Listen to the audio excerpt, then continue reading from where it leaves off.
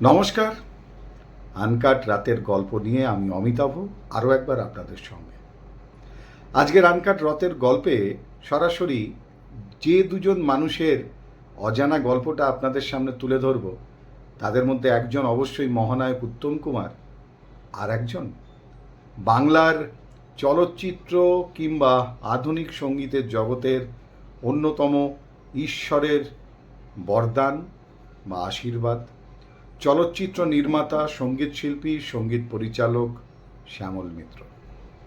এই দুজন মানুষের জীবনের বন্ধুত্ব এবং সেই বন্ধুত্বকে নিয়েই আজকের আনকাট রাতের গল্প, যা হয়তো অনেকেই জানেন না। এই দুজন মানুষ আমৃত্যু বন্ধু ছিলেন এবং স্ট্রাগল করা, যখন দুজনেই লড়াই করছেন সেই সময় থেকে তাদের এই বন্ধুত্ব শুরু হয়। চলুন তাহলে সেই আরও একটা জার্নিতে স্মৃতির স্মরণে ধরে আপনাদেরকে নিয়ে যাই। তার আগে বলে রাখি, এই ঘটনাটি আসলে আনন্দবাজার পত্রিকায় শ্যামল মিত্রের পুত্র, স্বনামধন্য সঙ্গীত শিল্পী সৈকত মিত্রের কলমে নজরে পড়েছিল বেশ কিছু দিন আগে, এবং সেখান থেকেই আমার মনে হয়েছিল যে আজকাল তো সবার খবরের কাগজে ঠিক খুঁটিয়ে খুঁটিয়ে পড়ার অভ্যেসটা নেই, অনেকেই হয়তো পড়েন না। তাই ভাবলাম যে মোবাইল যখন হাতের কাছে সবার থাকে, যদি কেউ একবার দেখে, তার এই অজানা ঘটনা, দুই বন্ধুর বন্ধুত্বটা তাদের জানা হয়ে যাবে। শ্যামল মিত্র যেখানে থাকতেন, অর্থাৎ নৈহাটি চত্বরে, সেখানে তাদের বিরাট বাড়ি। সেই বাড়ি 1948 সালে তাকে ছাড়তে হয়। তার কারণ, দাদু চেয়েছিলেন তিনি ডাক্তার হন, আর তিনি হতে চেয়েছিলেন গায়ক। তাই দাদুর অমতে ডাক্তারি না পড়ায় ছাড়তে হয়েছিল বাড়ি। এসে উঠেছিলেন দক্ষিণ কলকাতায় চক্রবেড়িয়া রোডে তার পিসির বাড়িতে। সেখানেই ঠাঁই হয়। স্বপ্ন দেখছেন একজন দুনিয়া কাঁপানো সঙ্গীত শিল্পী হবেন। আর সেখানে সেই পিসির বাড়িতে থাকতে থাকতে পাশের পাড়ার গিরিশ মুখার্জি রোডে তখন মহানায়ক হয়ে ওঠেননি, তখন তিনি অরুণ। সেই অরুণের সঙ্গে বন্ধুত্ব, যার থেকে কিনা শ্যামল মিত্রের থেকে বছর তিনেকের বড় ছিলেন উত্তম কুমার।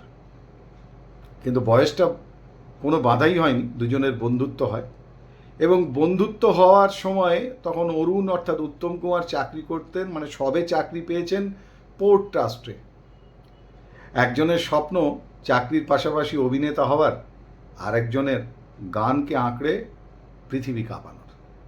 তো দুজনেই লড়াই করছেন, প্রত্যেক দিন রকে বসে আড্ডা, এবং সেই আড্ডার মধ্যে দিয়ে আরও বেশি গভীরতা আর এক অজানা ভবিষ্যতের জন্য লড়াই। সেই সময় যে রোজ আড্ডা হতো, সেই রোজ আড্ডাতে দুজনের কেউই মিস করতেন না খুব একটা। এবং সেই যে আড্ডা সেদিন থেকে তাদের শুরু হয়েছিল, প্রথম পরিচয়ের পর থেকে, স্ট্রাগল সময় থেকে, সেই আড্ডা চলেছিল সারা জীবন। কোনোদিন ছেদ পড়েনি সেই আড্ডায়। শ্যামল মিত্রের মা কিন্তু ডাকতেন উত্তম কুমারকে আজীবন অরুণ বলেই, মানে তার সেক্ষেত্রে উত্তম নামটা আর শোনা হয়নি সৈকত মিত্রের ঠাকুমার কাছ থেকে। আর উত্তম কুমার শ্যামল মিত্রকে ডাকতেন হয় বাবু, আর না হলে মৃত্যুর কায়েত বলে। এই দুজন মানুষ যখন একটু একটু করে চলচ্চিত্র জগতে ব্যস্ত হয়ে উঠলেন, তাদের নাম হতে শুরু করলো, কাজ করতে শুরু করলেন, কিন্তু তখনও তুমুল ব্যস্ততার মধ্যে শনিবার নিয়ম করে উত্তম কুমারের বাড়িতে সন্ধেবেলায় বসত সান্ধ্য বাসর। খাওয়া দাওয়া, আড্ডা, হই হুল্লোড়, গান বাজনা। এমনকি সেখানে বহু বিখ্যাত গানের জন্ম হয়েছে, যা চলচ্চিত্রে পরবর্তীকালে জনপ্রিয় হয়েছে। প্রচুর গান যেখানে তৈরি হয়েছে, সেই জায়গাটা স্মৃতি একটা আলাদা করে। তাই তাদের এই শনিবারের আসর ছিল একেবারে নিশির ডাকের মতো। এবং সেই আড্ডা আসর থেকে কত বিখ্যাত সুরের জন্ম হয়েছে। এবং তারপরে যখন বাকি দিনগুলোতে সপ্তাহে দুজনেই ব্যস্ত থাকতেন, তখন কিন্তু সুযোগ পেলেই উত্তম কুমার শুটিংয়ের ফাঁকে চলে আসতেন শ্যামল মিত্রের বাড়ি। এসে সরাসরি সৈকত মিত্রের মা অর্থাৎ শ্যামল মিত্রের স্ত্রীকে বলতেন, বৌরানী খুব খিদে পেয়েছে, কি খাবার আছে দাও।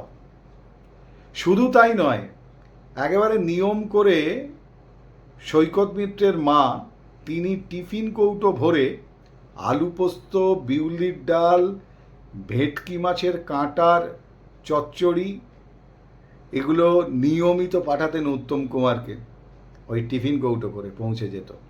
এমনই দুজনের মধ্যে গভীর সম্পর্ক ছিল দুটো পরিবারের মধ্যে।